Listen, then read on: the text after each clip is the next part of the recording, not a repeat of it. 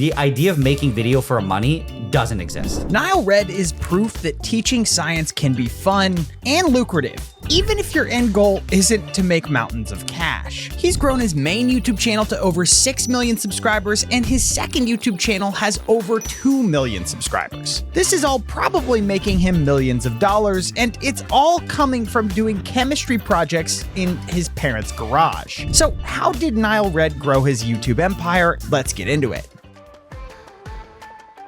You might know NileRed, real name Nigel Braun, as the guy who turned old jewelry into pure gold bars. And after that, the last bit of gold was just enough to fill one of the smaller ones. I quickly knocked out this one as well, and I cooled them all underwater, and this was my final result.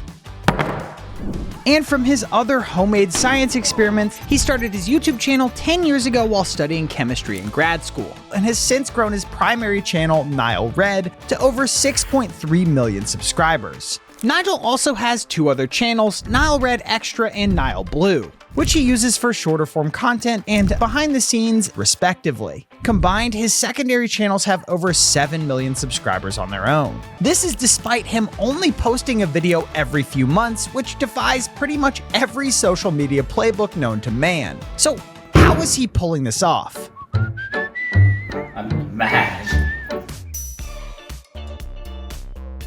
To understand that, first we have to go back to why NileRed became a creator to begin with. It basically boils down to two reasons. One is Nile's need to constantly be challenged. The moment I feel something's easy, I don't feel it's valuable. That philosophy is the thread that connects pretty much everything Nigel has done, and is why he left grad school to pursue YouTube. I had an exam a final I didn't even study for, because I don't plan to go into med school. So there's no point. The second is his aversion to prioritizing profitability. So if I'm gonna do it again, I'm gonna do it with acid, because it's a completely different process. Wow. Even if the other way was viable and I could have just like thrown a video out, I'm like, I won't do it until I can do it the way I haven't done it before. That's kind of ironic now, considering that the creator industry is a $250 billion business. And sure, Nigel now makes money, and a lot of it from his channel, but he would be the first to tell you that I think having to run a business is a downside of YouTube. Because ultimately what drives him and what keeps his subscribers engaged is his dogged commitment to doing something new. Psst. I've got to tell you something, and I don't have much time. My name's Quinn, I'm a YouTuber, and I work here at Karat, and somehow I've convinced Karat to give me a bunch of money and let me spend all of my time building the best online community for creators. Something that I just selfishly want to exist as a creator myself.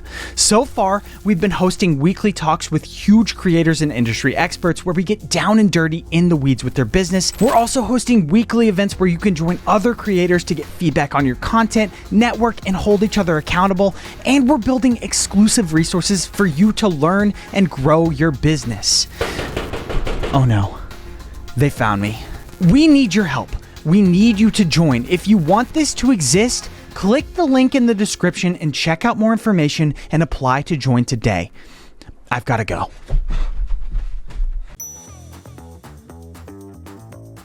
Along with his deadpan humor and thorough, well-researched videos that make organic chemistry fun and easy to understand, Nigel has really locked down that whole chemist next door vibe. No, like literally next door, he used to do all these experiments in his parents' garage. People follow him because not only is his content interesting and educational, but because he also just seems like a nice, quirky dude who is genuinely interested in science. Yeah, Mr. White.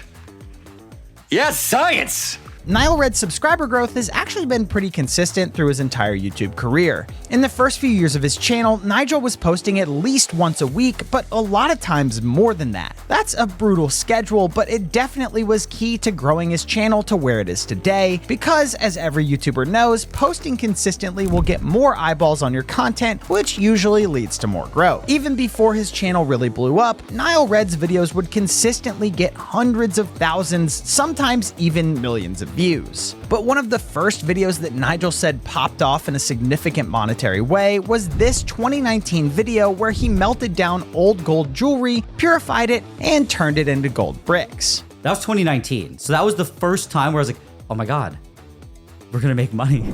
Since then, NileRed has significantly slowed down his pace of uploads, going from multiple a week to maybe a few times a year. But his channel is still growing at a pretty steady pace. So how in the world is he pulling this off? I always want to present it as like, I guess like just me exploring the world. NileRed doesn't post content just for the sake of getting views and money. Creators are constantly being accused of selling out whether or not they actually are, so authenticity goes a long way with audiences, and NileRed is pretty authentic. His thumbnails are very simple. There aren't crazy edited images or clickbait titles or Nigel making some ridiculous face. In fact, you almost never see Nigel in any of the thumbnails. For the most part, they're just close-up shots of the experiment's end result with some simple explainer text. That's an accurate reflection of Nigel and his content style. He isn't building crazy sets or pulling ridiculous stunts or putting on an over-the-top persona to get views. He's just doing the things that genuinely interest him and being his normal, quirky self. But the biggest thing that sets NileRed apart from the competition are his truly original ideas. Each of his videos is on a subject that's interesting to a broad audience, but when you dig into them, they are insanely technical. There's so much to dive into with each of these concepts, but in the end, each one can be packaged in a simple, clean way with one of Nigel's patented thumbnails. The videos have clear hooks that capture the viewer's attention starting right when you first see the thumbnail in your feed. They then keep viewers engaged with straightforward storytelling going through the highs and lows of these experiments. These last few months have been hard. It also doesn't hurt that the things that Nigel does are things that most people have never seen or even heard of before. Considering that NileRed's videos consistently get millions of views, it's safe to say he's making a pretty decent amount in AdSense revenue. Almost all of his videos have sponsors like Opera and KiwiCo, and according to our data from Karat Insights, these brand deals probably generate tens of thousands of dollars each. Plus, he has 2 other channels with millions of subscribers that are also getting AdSense and brand deals. NileRed also has a Patreon where members can get exclusive perks like early access to videos and access to a Discord channel, and then there's YouTube Shorts. NileRed launched Shorts 3 years ago, and at the time, it was basically burning money. That's actually why we started Shorts, ironically, because Shorts made us no money for like 6 months, even though people told us we were selling out for the money, making zero. So every short we made was a loss of money.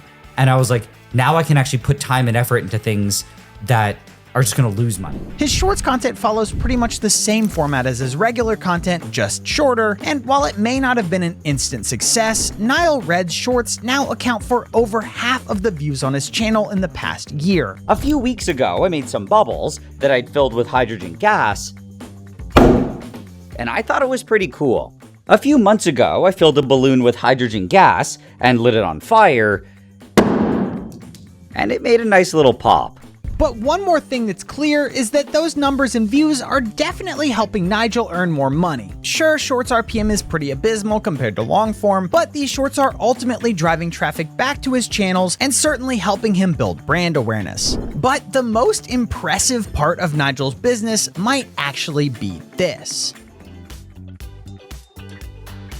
We started making way more money that was on that our overhead needed. So it's like, of course, you raise people's salaries and, you know, we moved into a new office. It costs us a lot of money. Having low overhead is not only what keeps Nigel going, but it's also what allowed him to succeed in the first place. When NileRed first started out, keeping overhead costs low was a choice, but also a necessity because he was making just enough to keep the channel going. From like 2017 to 2019, I think my budget was $12K a year. He operated out of his parents' garage and kept his production to the bare minimum, mainly because Nigel wanted to maintain that relatable, homemade feel of his videos and experiments. I'm mad. But after years of publishing videos and improving his craft, NileRed's revenues started far surpassing his overhead needs, which has given him the freedom to take on more creative and involved projects, leading to even more views than before.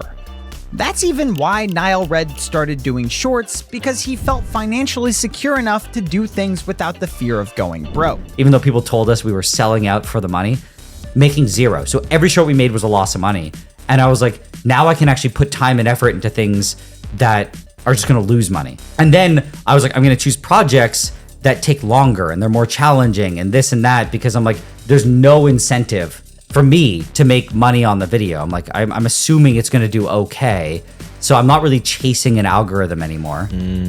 Not many creators, or people for that matter, are content with having enough. There's always this underlying need for more money or status or clout. But NileRed's whole mentality towards money in YouTube has actually freed him from the trappings of the business of being a creator. Was not necessarily that I was like specifically just into chemistry. It's that I found that what you could do with it, you could do things and attain things that money could not necessarily just buy. So that he can just focus on being a creator.